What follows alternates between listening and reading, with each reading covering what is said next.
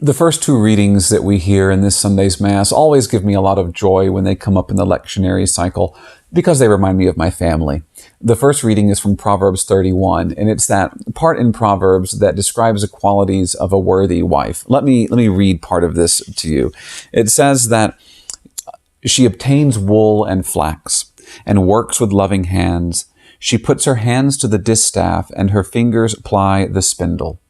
And that always makes me think of my own wife because she's a fiber artist. She actually does obtain wool and flax. She has a spinning wheel. She knits. She crochets. She has woven fabric before. She knows how to sew. She's a very crafty person. And so I think of her when I read this. Likewise, our psalm this Sunday is Psalm 128, and it contains this verse. Your wife shall be like a fruitful vine in the recesses of your home, your children like olive plants around your table. Now, my wife and I have 6 children, which I know is considered a lot by today's standards. So there's 8 of us in the home, and we've always placed a lot of emphasis on the importance of sharing a meal together. So we make an effort to come together at mealtime. And so that means we have a large table. And when we're all sitting around it and I see all of my kids there, I think of this verse from Psalm 128 about our children being like olive plants around the table.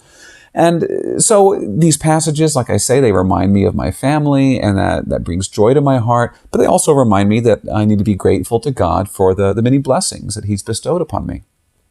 That's my family. But what if that's not your family? Right? Are you not blessed by God? What if you're a wife who doesn't feel particularly domestic? You're not a very crafty person. You wouldn't know a spindle from a distaff, from a who's it, from a what's it. Your talents lie more in the realm of business or in academics. Does that mean you're not blessed? Or what if you're a married couple and you don't have any children? Or you have a few children, but not, a large amount. Does that mean that you're not as blessed? Does that mean that you're not serving God well? Or what if you're not called to marriage at all? What if you feel more called to the single celibate life? Does that mean you can't serve God?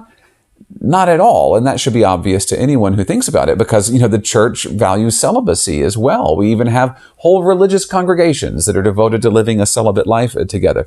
Just because something is praised in one part of the scriptures doesn't mean that anything that's not that is necessarily condemned. So these passages that praise domestic life are not meant to condemn celibacy any more than the many times St. Paul praises celibacy in his letters are meant to condemn married life, which St. Paul also praises. There are many different ways, many different states in life in which we are called to serve God.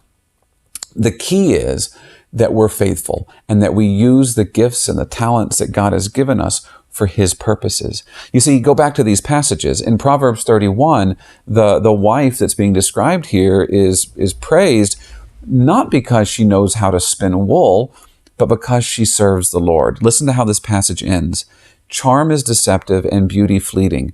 The woman who fears the Lord is to be praised. Give her a reward for her labors, and let her works praise her at the city gates. Her works are not things that she's sewn or knit. Her works are the acts of charity and love that she has offered. And in our psalm, the man that the psalm describes is not blessed because his children are like olive plants around his table. He's blessed, we're told, because he fears the Lord. Blessed are you who fear the Lord and walk in His ways. Fear of the Lord here meaning a deep respect and awe of the Lord.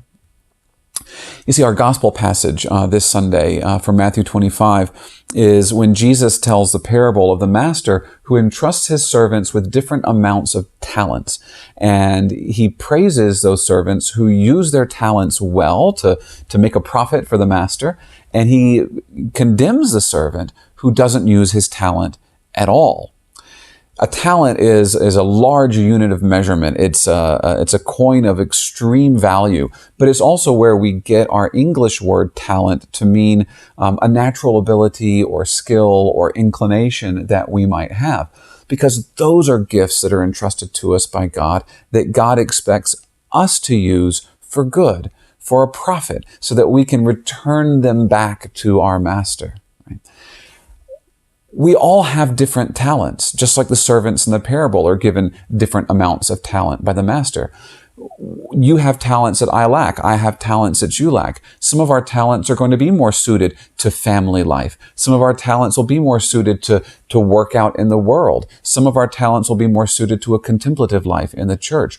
Whatever talents God has given us, we're expected to use them to glorify His name.